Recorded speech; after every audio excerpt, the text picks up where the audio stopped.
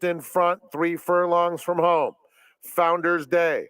Delmar Drama just a neck back third, and then a length to Sharapova. 4 of them right across the track, passing the 5/16 and coming to the quarter pole. Delmar Drama, Sharapova on the outside. Big sweep hugs the rail. Founder's Day drops back, they turn for home, and big sweep on the inside just in front. Sharapova and Delmar Drama in between them, but it is big sweep doing the best work coming to the 16th pole. Has it by a length to Delmar Drama and Sharapova, and big sweep wins convincingly. Delmar Drama was second, Sharapova third, then Founder's Day.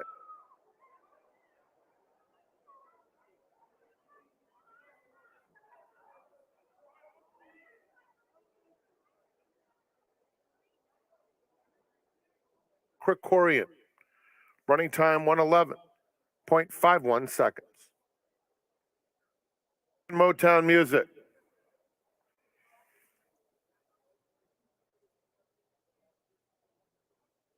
And they're off. Noble Reflection came out smoothly.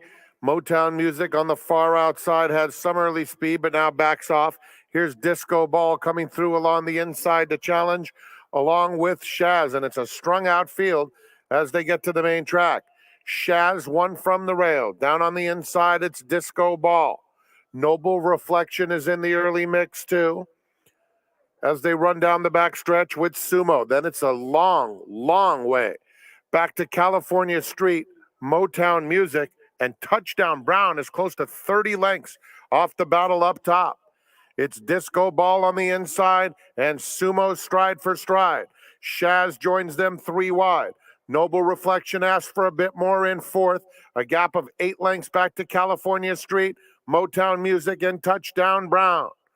Approaching the quarter pole, Disco Ball. Shaz makes his move on the outside. Sumo is in between them. California Street is rallying from behind. They're at the top of the lane. And Disco Ball goes on willingly. Shaz in hot pursuit, but still a length behind. And 3 back to California Street. Down at the rail, Sumo. A 16th to go, and it's Disco Ball strong on the front end, holding off Shaz through the lane. And Disco Ball will take him virtually coast to coast. Shaz second. Then it was California Street. Touchdown Bound came from nowhere, followed by Motown Music.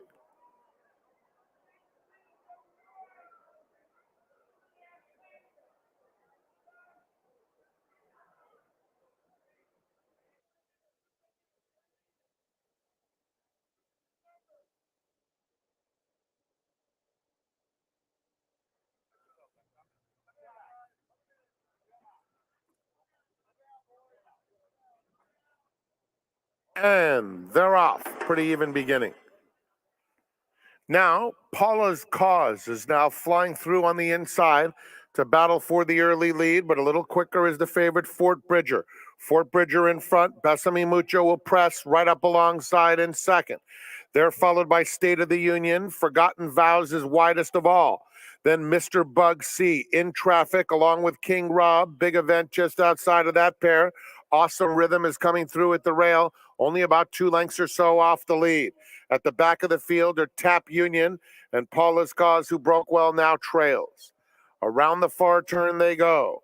And it is Fort Bridger on the inside. Besame Mucho racing in between horses. Outside of them, State of the Union. Forgotten Vows widest of all. Awesome Rhythm looking for some racing room pretty badly at this stage as the field turns for home.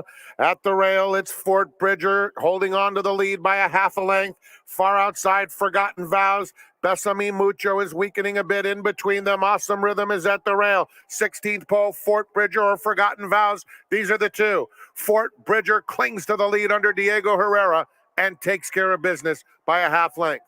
Forgotten Vows second, Awesome Rhythm was third, then State of the Union, and Besame Mucho to complete the super high five.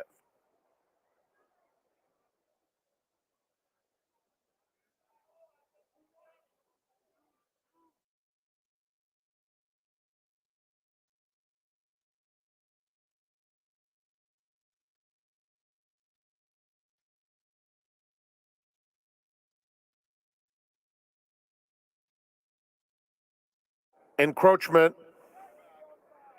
and Gregory's Pride. They're in the gate. And they're off. Beautiful start. Encroachment and Cane Creek Road are the first two out of the gate, and they've sprinted pretty clear. Couple of more back to Prince Obama, who's in third, Adair fourth in the early going. Niles Channel fifth, 5 lengths off the speed. Then Gregory's Pride, Carmelita's Man, and Big Fish will do his best running later. Cane Creek Road, the leader around the first turn. Encroachment just a touch wide in second, has about a half length to make up. They've pulled 4 or 5 clear of Prince Obama on the inside of Adair. That pair followed by Gregory's Pride 3 wide. Carmelita's Man is racing in a little bit of a traffic spot, and at the rail, Niles Channel. Then 4 more to Big Fish. They have a half mile left to go, and the lead belongs to Cane Creek Road. In front now by 2 lengths. Encroachment second by the same margin. Adair Yellow Sleeves joined by Gregory's Pride, who's been advancing steadily and now takes third. At the rail, it's Prince Obama with the purple sleeves, 4 lengths off the lead. Carmelita's Man gets some breathing room, has to go 3 wide, however. At the back, Big Fish starting to launch with Niles Channel inside of him. Cane Creek Road has been the leader every step of the way. Turns for home, a length and a half in front of Encroachment. Prince Obama is down on the inside. Gregory's Pride in the center of the course. Encroachment is now right up to Cane Creek Road at the 16th pole. Puts his head in front. Gregory's Pride, Prince Obama stymied. It is Encroachment, Gregory's Pride. Encroachment masterfully ridden to victory. Gregory's Pride was second. Battle for third included Cane Creek Road, Prince Obama, and Carmelita's Man.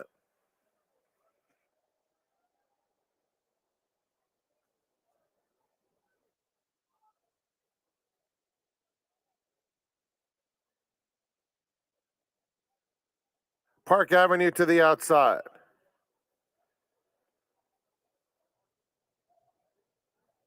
They're in the gate. And they're off in the Santa Monica. Merneath is sent right out to the front. Park Avenue on the outside, full of grace in between them. Calypso is down at the rail, and the favorite CC is at the back of the field through the opening furlongs. Park Avenue and Merneath head and head, with Merneath just in front. Now by a half length. Park Avenue second. Calypso moving up very willingly in third. CC goes early. On the outside, fourth, within 2.5 of the front runner, and full of grace at the back with a half mile to go. And it is Merneath the target into the far turn. Park Avenue a length back second. Calypso rides the rail in third. CC just outside of her, puts her head into that third spot, 3 furlongs out. Full of grace is well behind. Merneath opens up a length and a half midway on the far turn. CC cuts right into that margin immediately. Calypso rallies inside Park Avenue. They're at the top of the stretch. Merneath, CC still a length behind with 1/8 of a mile to go. Merneath firing a big shot. CC all out trying to get by. 16th pole, and Merneath is loaded. And she's pulling away from CC in the late stages. It will be Merneath in front-running fashion, razor sharp in the Santa Monica. CC second best. Calypso third, then Park Avenue.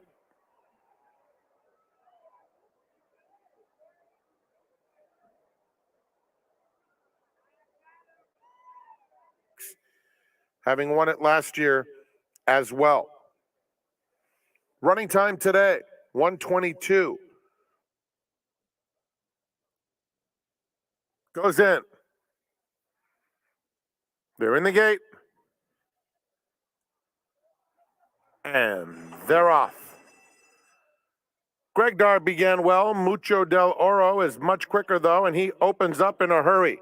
Whooping J, Eastern Ocean. Those two now go by, and Mucho del Oro will settle in third. That group is followed by Tiz Plus, racing about 4 or 5 lengths off the lead. Outside of him comes Coulthard, who has about 6 lengths or 7 to make up. At the rail, it's Exaltation. Fantastic is next. Greg Dar, who broke well, is toward the back of the field, followed by Crew Dragon and stretch-running Crew of Amazonia Trails. Whooping J tries to shake loose, coming to the quarter pole. It's a 2-length lead on Eastern Ocean in second. Mucho del Oro now claims the second spot with a perfect trip. They're followed by Coulthard trying to mount a bid. As the field turns for home, Whooping Jay has a 2-length lead. On the extreme outside, Fantastic is starting to motor home. Coulthard is just in front of him. Down at the rail, Tiz Plus is running on too. A 16th to go. Mucho del Oro clinging to a 2-length lead, and it's Mucho del Oro. Nicely handled by Juan Hernandez. Tiz Plus second. Fantastic was third. Then it's a photo between Coulthard and a strongly closing Greg Dar.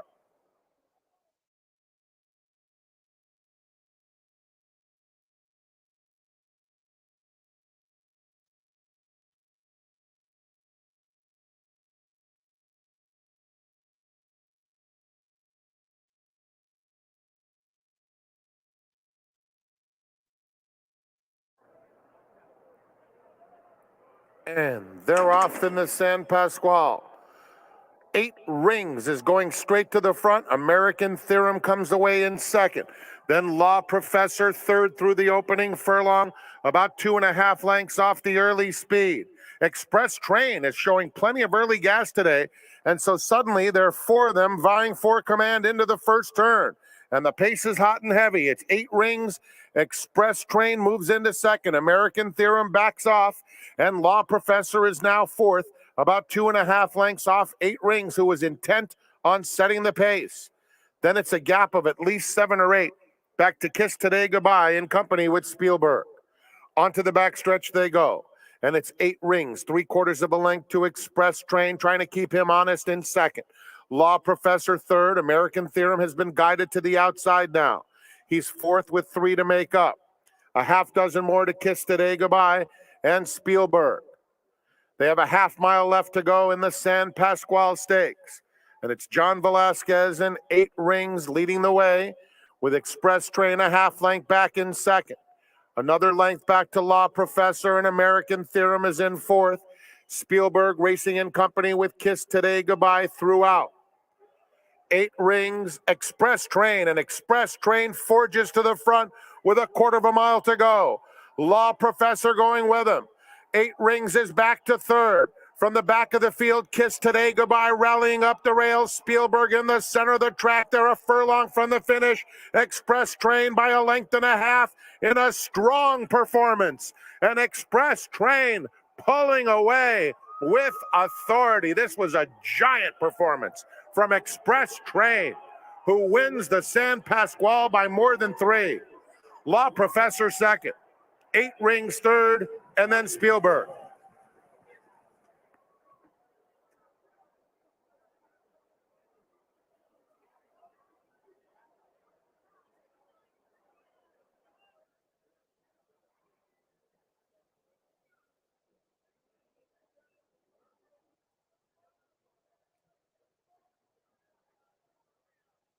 They're in the gate, and they're off. In the center, Charge Cash is showing some early speed. Midnight Special on the extreme outside. Here's Like the Wind, now coming through swiftly along the inside, and Like the Wind is the new leader.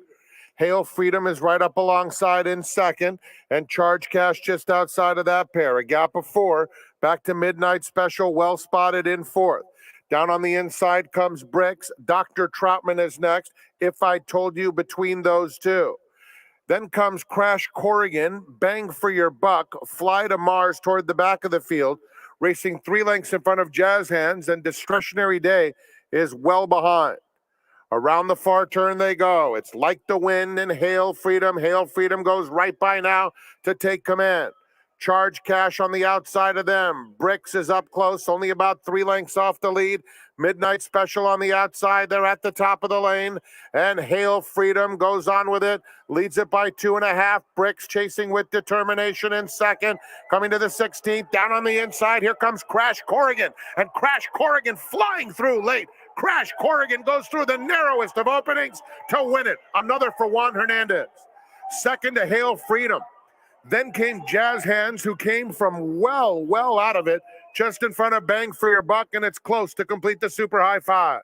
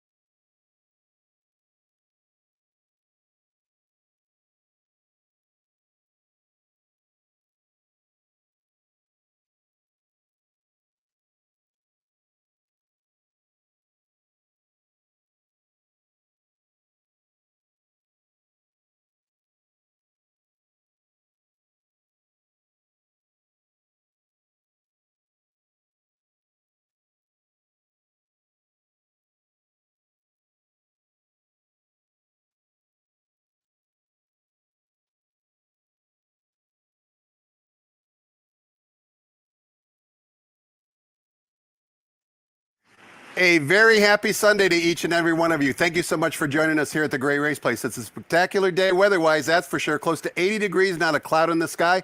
More importantly, there's never a cloud when we have our seminar guest today. He's an equine scout, self-described equine scout, and he's a good guest to have today because 5 of the 9 races are for maidens. Hi, everybody. My name is Tom Quigley, VIP Player Concierge.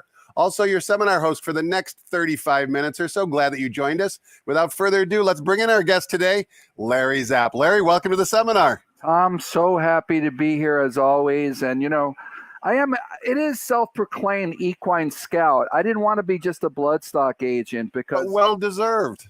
I think over the years, everybody refers to me as dollar for dollar man because I put my lifetime record dollar for dollar of what I've gotten to spend with anybody in the bloodstock game. And we've even taken it one step further.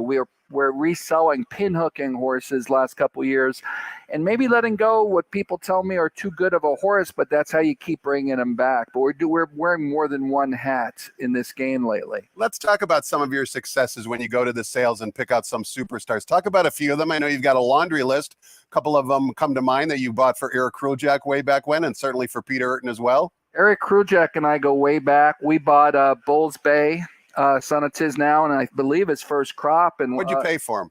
Paid $120 for him, I believe. And unfortunately for Eric, he got sent to Graham Motion. The owner of the horse got involved with the Better Talk Now guys down at Lone Star and decided there were more opportunities. And he went back there and won the Whitney. But we did buy Leave Me Alone.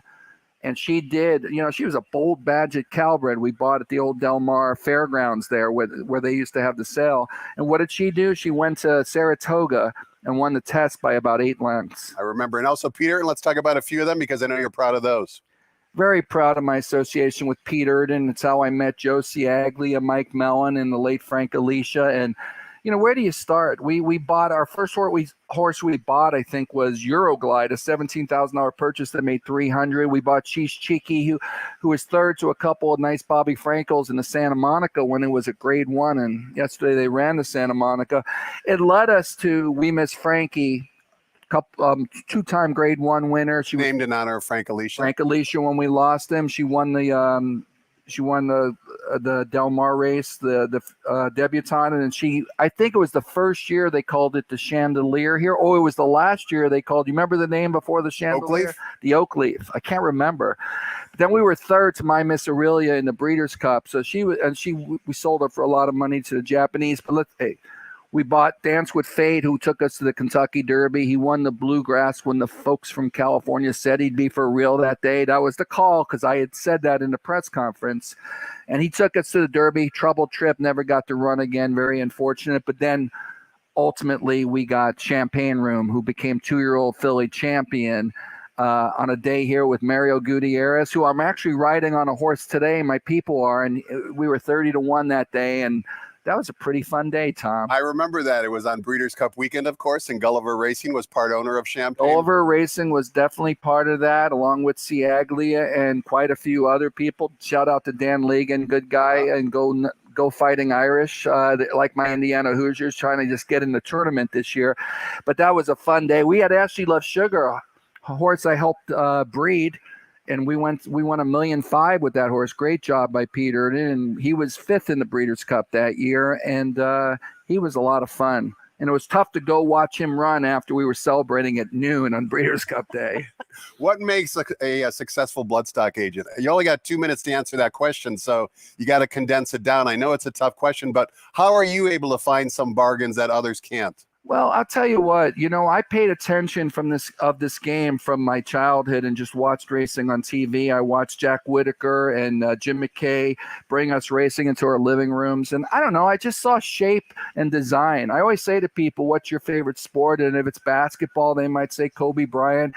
And you could see the difference, the elongated limbs of Kobe Bryant plus the muscle tone. You could see why LeBron James can, he's built like a tight end, but yet he can in his heyday can outrun anybody up and down the court, Russell Westbrook. But it's the same thing with horses. It's all about how you're put together, symmetry. We can't measure what's totally inside the athlete, but there's some basic dimensions. It's like I always say, it's not a frisbee, but Boomerang? a boomerang. Thank you. Back end of a horse is very similar to a boomerang. The basic design to throw a boomerang, we think of it as something to come back to us. But in the old days, the Aborigine would use it outside the bow and arrow as a killing weapon with a sharp edge. It was how they hunted. But the back end of a horse, the basic simplicity of that, but a little extra length can go a long way. And you ask people, the eye, the look of the head of the horse is very important. Side profile, most important, but then you got to live with some conformational flaws. And sometimes you buy a bit of an offset knee or a toed out horse, and you get a huge value on a horse, maybe a little smaller.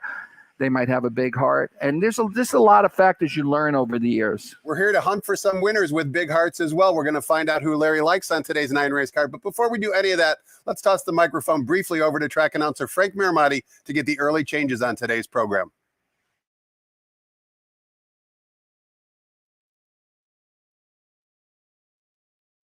Good morning, ladies and gentlemen, and welcome to Santa Anita Park, the great race place.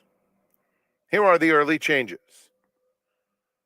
Track is fast, turf is firm, rail on the turf at 30 feet. No changes in the first, start of the early pick 5. In the second, scratch number 3, American Lily. And with that scratch, a revised morning line has been posted. Second race starts the early pick 4. The third is the grade 3 Las Virgenes. No show wagering. Scratch number 5, Ida. Revised morning line is posted. Fourth race, started the rainbow pick 6. Blinker notes, jackpot pool for a single ticket winner begins with $403,000 in the carryover. In the fifth, started the late pick 5. We have a blinker note. No changes in the sixth race, started the late pick 4. In the seventh, no high 5 wagering with the scratcher number 2, Blackjack Betty. Eighth race, the Robert B. Lewis Stakes, grade 3 event. Blinker note, start of the Golden Hour pick 4. And then the Golden Hour double begins with race number 9. No changes. Enjoy your day at Santa Anita Park. Beautiful day in Arcadia. Back to Quigley's Corner now. His special guest today is equine scout Larry Zapp.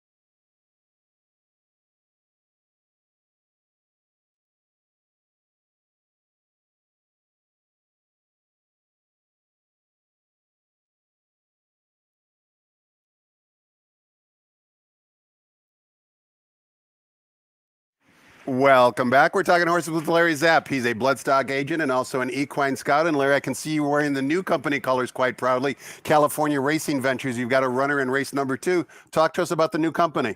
The new company is basically started by Matt Doman. He's a very successful mortgage broker, and he's had some early success in this game, but he hasn't made it to the pinnacle, and he'd love to make it to the pinnacle. So he hooked up with myself and my guy, Joe Ciaglia. And shout out to Joe Ciaglia, who actually built the skateboard parks for the Olympics there in Tokyo. Yes, he did. And we've had tremendous success, and nobody wants it more than Joe. Very competitive, like most people in our game are. And Matt just seems like he fits what we're trying to do. And a couple of years ago, we hooked up and we bought some young horses. And including this past year, I was just in Ocala last week. I made that Ocala Pegasus trip. And Doman, I went with Matt Doman and my trusty assistant, Amanda Murphy. Definitely a name to watch out for in this game. Trying to get her on the seminar. Absolutely, we'll get her on here. And I think we bought roughly about 12 or 13 horses, and some of them are pegged to resell and some of them to race. And we're trying to get to the promised land, which will hopefully be some major graded stakes. This is off script, and you mentioned you went to the Pegasus, and of course that is the highest type of race possible to win, a very prestigious race. You were there. What did you think of Life is Good's performance? Well, I thought his performance in the Breeders' Cup was amazing, and I'll tell you what, a lot of people I talked to thought Nick Sco had no choice but to go, and he just ran away from him, didn't he, Tom? Sure did. And it was just a great performance, beating what will be the horse of the year in Nick Sco. And being a lifetime Knicks fan, you'd think that's who I went with, but no, I thought Nick Sco had done enough in his career, had a great year, but Life is Good. Into Mischief going forward as a stallion of stallions, he'll be one. Obviously, Authentic was the horse of the year before, and it was just an amazing day. Gulfstream knows how to do it right. And it was an amazing situation. That was a great performance. And Todd Pletcher had one of those all-time days. Hats off to the winning owners and trainers and connections, all on the Pegasus World Cup Day. Of course, the 2021 Eclipse Award winners will be announced right here at the Great Race Place Thursday afternoon here in Arcadia, California. All right, enough about that, Larry. Business at hand, and that's trying to pick some winners. So let's start in race number 1, which begins the popular 50-cent early pick 5. And we're on the turf course. 1.1 miles is the distance for maiden special weight fillies and mares. The rails today are at 30 feet. We've got a field of 6. The original morning line favorite, number 5, Excelerina, was 8-5 on the morning line, but the current betting choice at 7-5 is number 2, Sunny Morning. Before we get your selections in the race, we want to watch a workout courtesy of our friends at xbtv.com for number 4, Speed Cuber from the Richie Baltus barn. In my opinion, very impressive as we watch the workout. What did you think? This is a horse that was favored first time out, and I was one of the couple of, let's say, touts who among the people who tout young horses are the clockers, Gary Young, Andy Harrington, Toby Terrell. This horse was very impressive training into its debut. Something obviously happened in that race, and the horse went to the sidelines. What I'm looking at here is just a horse that looks pretty fit and is doing it on its own. This is a turf horse running on the deeper dirt, but you could see this horse isn't losing its stride. It's got a lot more run than you would even imagine if you watch this, because the horse just looks, the attitude of the horse is right. And 1 1/8, I think, is what this horse wants to do. Does Richie have the horse cranked? He'll tell you they need one, because I think every trainer I've ever dealt with will tell you a horse needs a race, to be quite honest with you. I just knew the horse would be overlaid today. It's 9-1. Can I have the 9-1 right now? But right now it's 9-1. I think they'll bet it down, Tom. I had to go with this horse today. I just think the value is there, and I'm not the biggest fan of favorites. The second horse I'm using is the 5, Excelerina. I went back and, courtesy of a lot of now online situations, you can watch a lot of European replays, which has really been helpful. This horse ran on synthetic last time, and I didn't even go back and watch its 2 turf races, but I was really impressed it was a mile and on the synthetic, and how this horse was striding late. Looked like more distance would be better for this horse. And I don't think I have to tell everybody who pays attention to races regularly that Phil D'Amato and recent European shippers have a very high percentage of success here. And I just, I hated leaving out the current favorite, Sunny Morning, who's probably the horse to beat because of its last race. And obviously you only give us 2 slots, but I had to go 4-5 looking for value. I picked Richie Baltus, who's had a nice run last couple of weeks, with the 4 horse for L&J Foxwoods, an outfit that knows what they're doing. They paid a lot of money for this horse as a weanling, but Speed Cuber gets my top bill, and 4-5 for me. Connections for Speed Cuber shelled out $525,000, so certainly expectations are high. Jose Valdivia with a good live mount for the Richie Baltus barn, and Larry's second pick, number 5, Excelerina, mentioned that she finished second in her last race on synthetic. Second out of a field of 14, now first-time Lasix, also eligible for the lucrative Ship and Win program here in Southern California. Good luck to all the connections in race number 1. Let's turn the page, Larry. Take a look at race number 2. Begins the 50-cent early pick 4. We're sprinting 6 furlongs in the main track for maiden claiming 3-year-old fillies. High claiming tag here of $100,000. Scratch the 3, leaves us with a field of 5. Revised morning line favorite is number 5, Muy Chistosa. 7-5 now on John White's morning line. Here's your runner in this race, Larry, number 4, Unsolved Mystery. Fourth lifetime career start. Talk to us about the race. Well, the horse to beat is the morning line favorite, the 5 Mui Chistosa for Jeff Mullins. I mean, this horse was basically 4 lengths behind the horse that'll be heavily favored in the Las Virgenes Estate, and that's Adair Manor. And this horse ran really good 2 back. Runs that race, it's probably definitely the horse to beat. Then it tried to go long and proved it probably doesn't want anything to do with 2 turns. That was the race Adair Manor really stepped up and won by 12. So I'm going to say she's the horse to beat, but let's jump to the filly I helped by, and that's number 4, Unsolved Mystery. We ran her back in 6 days last time, Tom, and that was my call. I convinced everybody that something went amiss on the grass course on January 8th. I put a line right through the race and said, that's a half-mile turf work if I've ever seen one. We came back 6 days later. We ran a pretty big race, and I think we ran in a race that's going to come up, a very strong race. Hail Columbia, who won for Sadler, I thought was very impressive that day. And the horse that ran second was claimed by Sadler for the 75.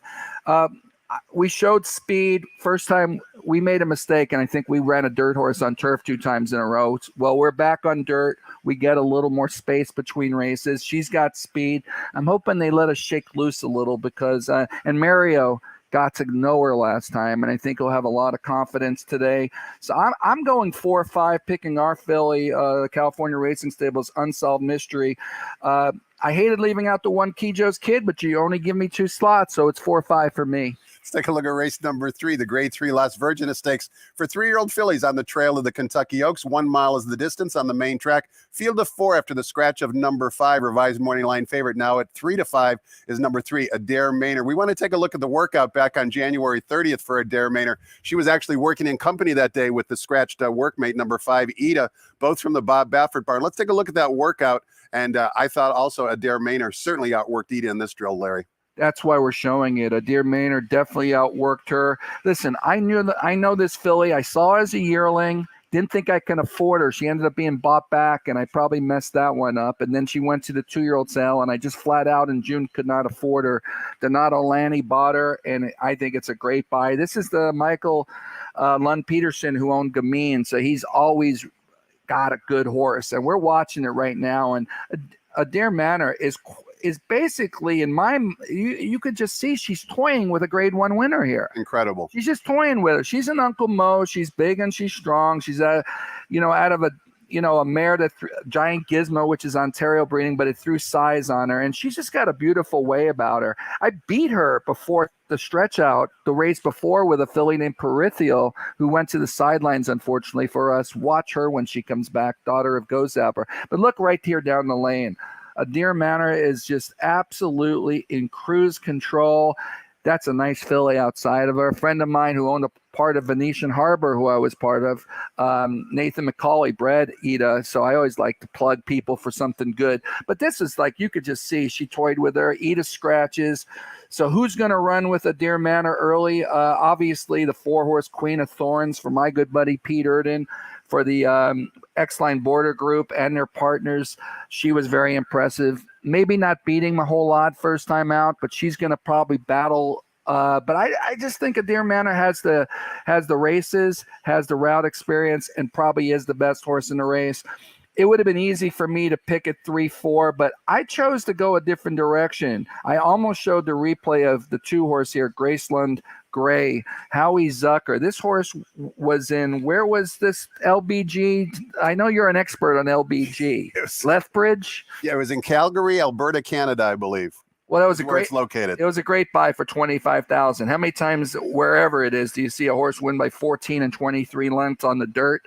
And then the horse had a really troubled trip on the grass. I was in that race with baby steps, and this horse beat us for second. We're actually running down the hill on a stake next weekend.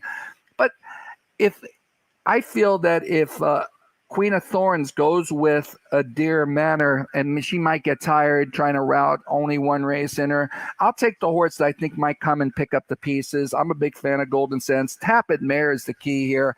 Let's pick it 3-2 in a kind of a short field. They'll be fun to watch because Kentucky Oaks winner might come out of here. I agree with you, Larry. It could be a big day for the sire, Golden Sense. Golden Sense sired Unsolved Mystery, who's a part of Larry's ownership team. And then, of course, Graceland Gray, also sired by Golden Sense. Race number 4 begins. The 20-cent Rainbow Pick 6, the jackpot single ticket carryover, now up to $403,000. That'll be yours if you're the only ticket on today's card. And keep in mind, yesterday, multiple winning tickets, each of them paid in excess of $5,000. Incredible return on a 20-cent wager. When we kick things off today, sprinting 7 furlongs on the main track for maiden claiming. $20,000 is the claiming tag. A field of 8, and the favorite is on the bottom. Number 8, Dutch Bus from the Blake Heap Barn. 5-2 on the morning line, ridden by the bug boy, Diego Herrera. What are your thoughts on race 4? Well, I like these maiden 20s because they usually, there's a lot of form in the race. A lot of them have proven maybe they're not that fast, but I think you can really do a lot of serious tape work and find something that doesn't meet the eye. And I think I found it here. Number 6, the Boss Hardy, is 12-1 on the line. She comes out of the common race with the favorite. And the reason I bring that up is because, they're going to keep running against each other. What does Owen Hardy do? He gets off the rail. And if you watch the last race, this horse gave up about 4 lengths at the start of the race, which a lot of horses break in from the rail and sprint dirt races do. But what I like was the move she made. She made a visual move into the turn that you could see she got involved. And then she kind of leveled off nicely in the lane. I think if she can be closer, and how do you get a horse closer? You slap on some blinkers, Tom.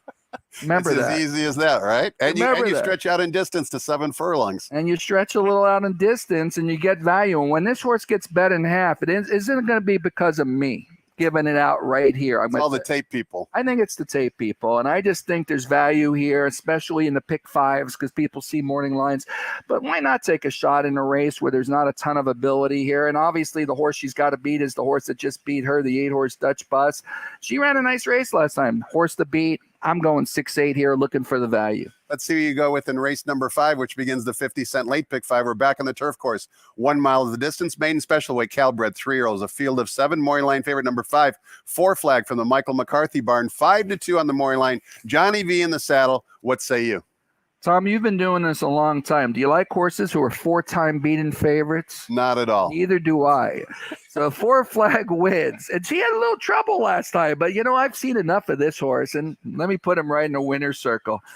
The horse that really caught my eye, there's a common race where 3 or 4 of these horses come out of it. And the 4-horse Jack 6-pack, I thought ran a sneaky good race that day. If there's spots the horse didn't get the cleanest trip and the horse has tactical speed, much improved effort.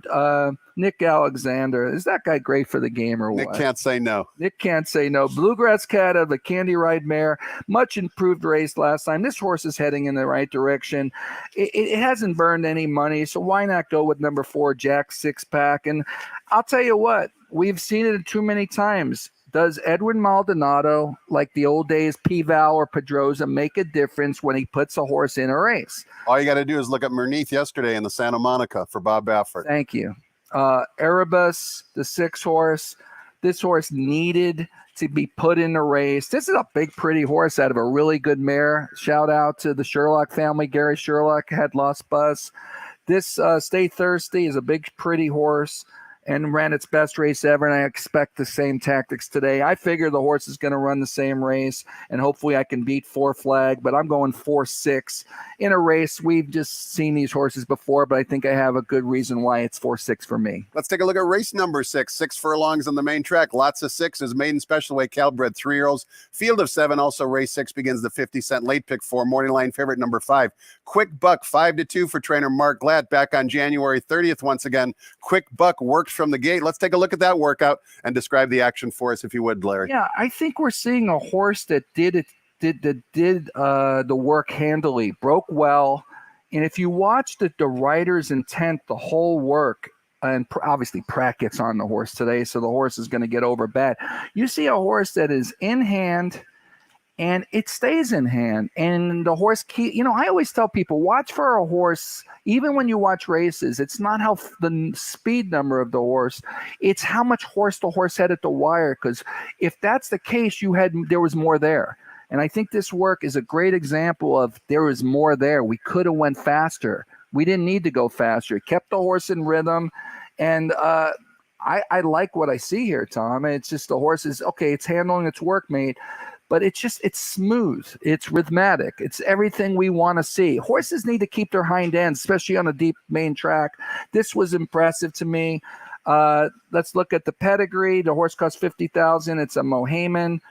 He out of an Indian Charlie mare. One of the better broodmare sires out there is Indian Charlie. I'm going to tell you that right now. It's definitely a handicapping angle. I think this horse earns the favoritism. Obviously, Pratt will take a little extra money.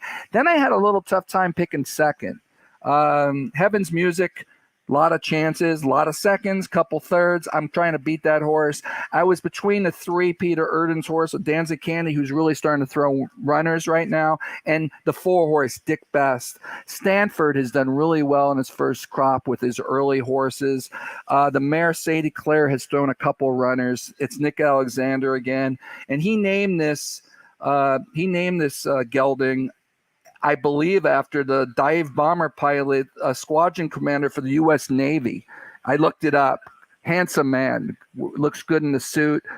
This guy, he's got a Tom Seaver, my favorite player of all time, coming up. He's in fact, he worked with Bill Buckner and outworked him.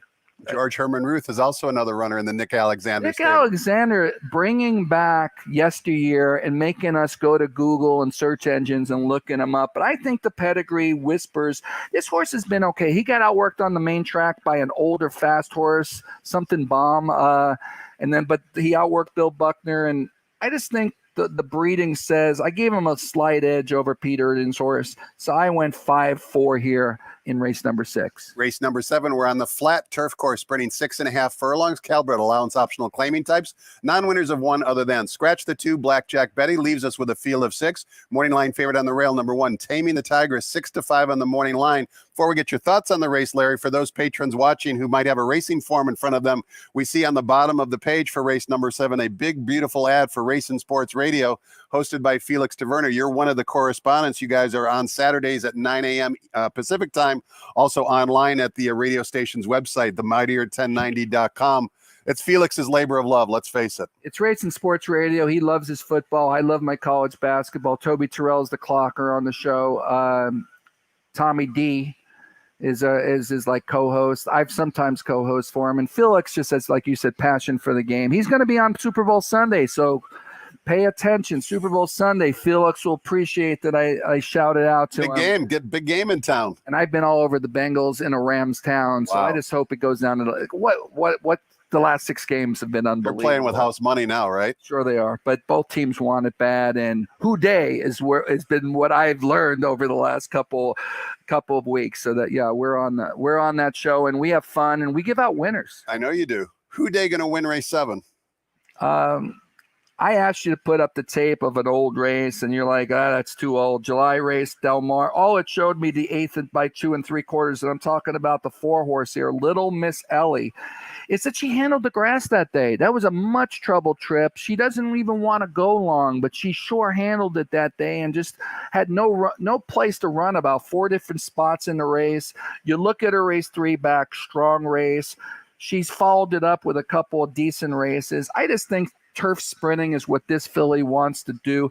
And Vladimir Surin right now, let's just say when the guy gets hot and stays hot, stick with him. Yesterday, he beat me. I had Fantastic, and I had the Exacta, and I missed the Exacta. Got split by a Mike Pipey runner. That was a very strong race. Love those downhill races. But Vladimir Surin, there is not a hotter trainer in the country right now. The man has always gotten the job done, but right now he's on a serious roll. He seems to be making all the right moves, claiming the right horses, etc.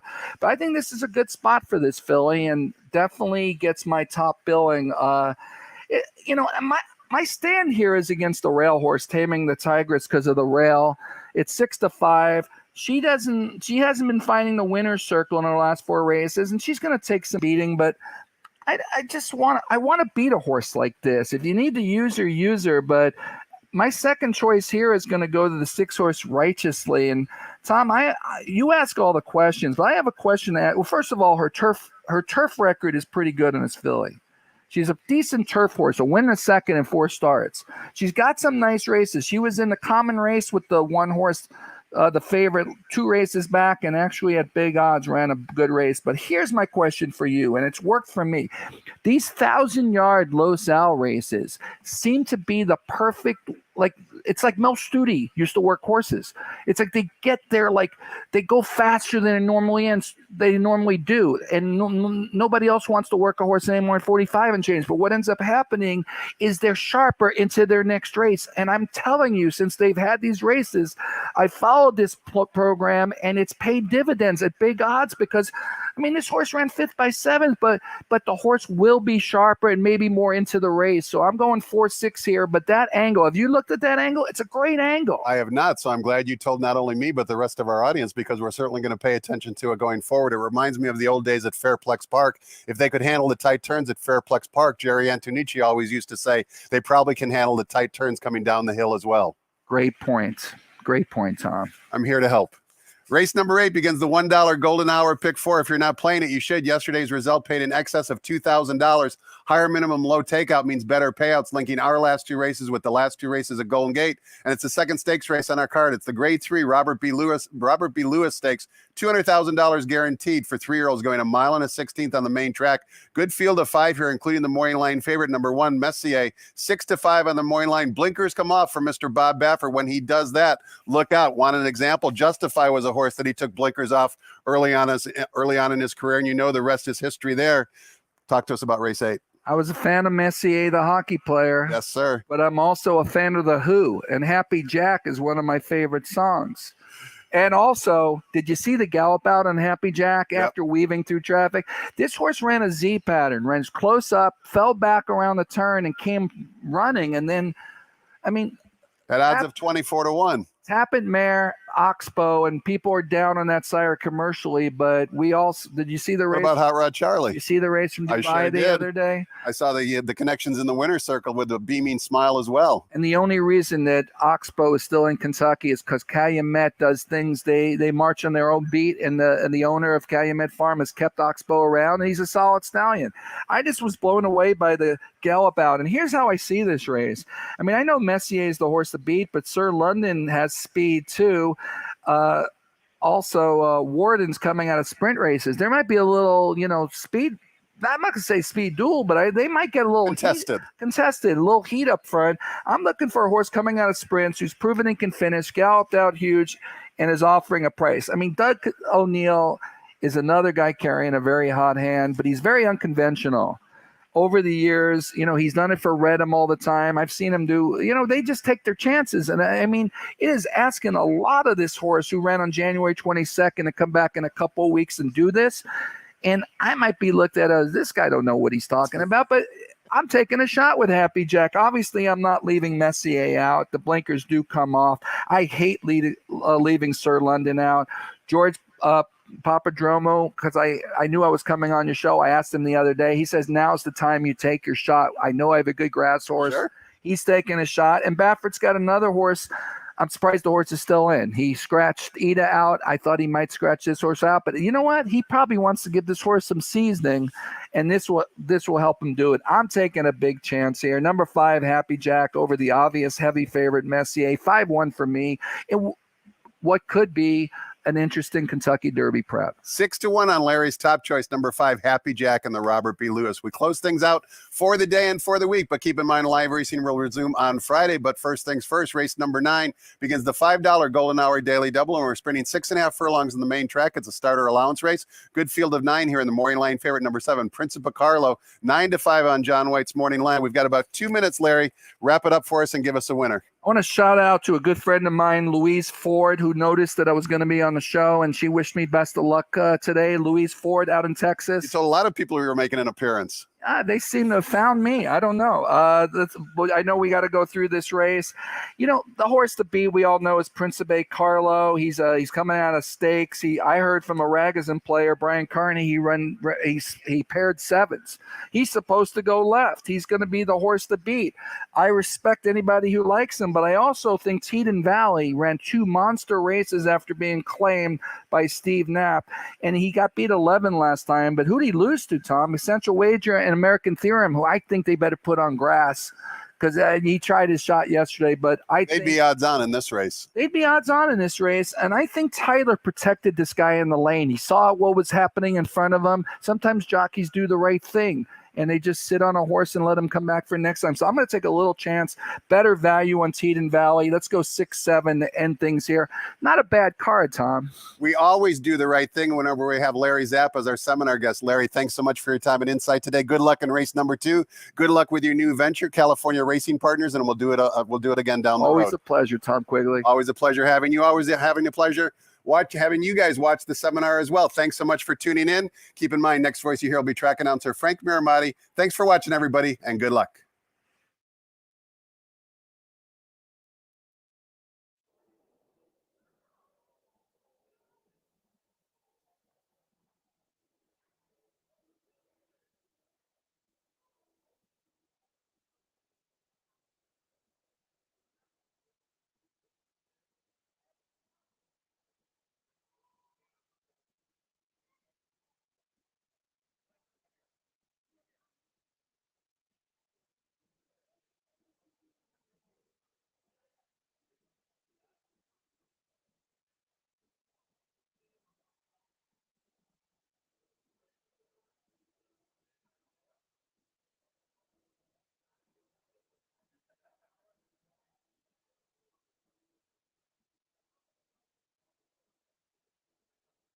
Ladies and gentlemen, please rise for our national anthem.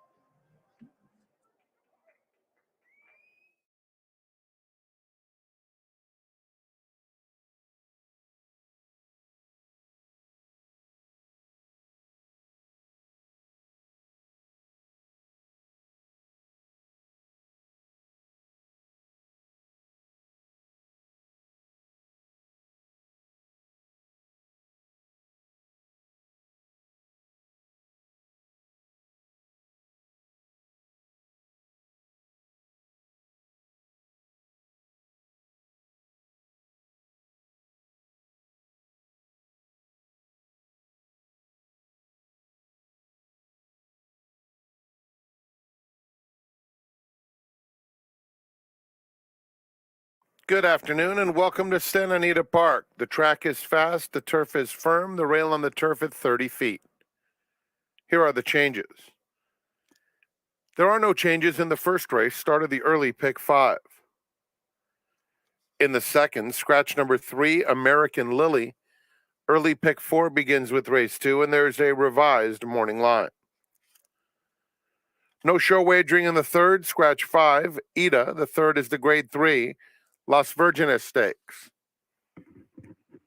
We have blinker notes in race 4, start of the Rainbow 6, 403,000 in the jackpot pool for a single ticket winner. Fifth race starts the late pick 5 with a blinker note. No changes in the 6th, start of the late pick 4. In the 7th, scratch 2, Blackjack Betty. Race 7, scratch number 2. No high 5 wagering in the 7th. The grade 3, Robert B. Lewis, is our 8th race today. Start of the Golden Hour, pick 4. Blinker note for the number 1, Messier. And the 9th starts the Golden Hour double with no program changes. Enjoy your day at Santa Anita Park.